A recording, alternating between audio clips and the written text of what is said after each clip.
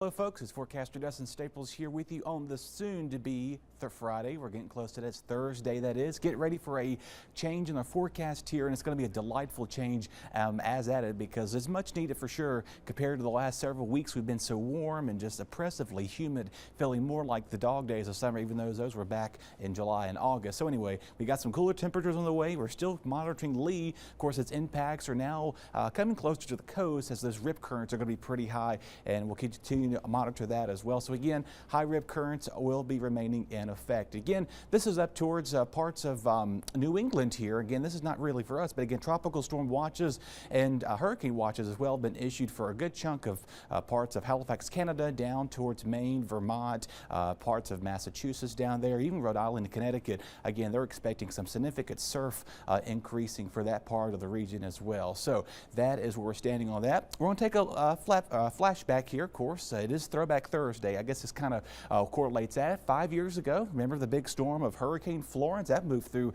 our area? Got a lot of rainfall. Swansboro picked up almost nearly 3 feet of rain there. Jacksonville under 25 inches. New Bern 16. Kinston about under 19 inches. 11.7 inches here in the city of Greenville. Wallace picked up a good 18 inches. 25 inches in Newport. Meanwhile, the further out where you did go, that less rain did fall. Again, Ocracoke coming in under 9 inches of rain. So again, a pretty historic storm, and they're still picking up things after 5 years later. It's kind of hard to believe. You never know how much of an impact of a hurricane can make. You kind of see the impact of that over the years to come. So again, 5 years ago today, do you remember where you were? Of course, the First Alert Weather Team was busy keeping track of that at the time. Anyway, Washington looking like now, looking not too bad as you're making plans. A little shaky on our Greenville camera. That is those winds moving up here to northeast, about 10 to 15, 12 miles here. It feels like 85. So again, our subtle dew points are also, and our temperatures are beginning to slowly cool off as well.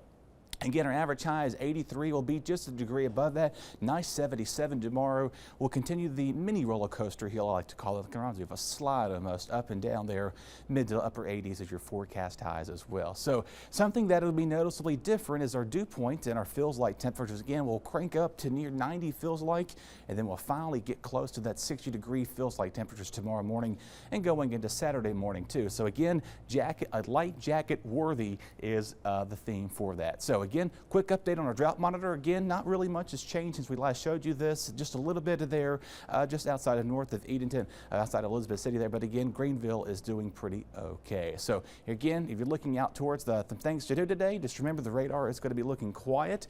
And of course, no really weather concerns. We're talking about maybe a little sprinkle here or there. Look at the swirl of the storm here. We take you back several hours ago. Look at this monster wind it is. It's still off the coast here. Pretty good swath of that, what Lee is. That is going to be some impressive stuff to see how that storm makes an impact parts of the northeast this upcoming weekend. Temperatures for the rest of the afternoon and going in tonight are going to be staying in the low 80s. We'll wake up tomorrow morning in the 70s and low 60s out there. So a nice cool start to the day.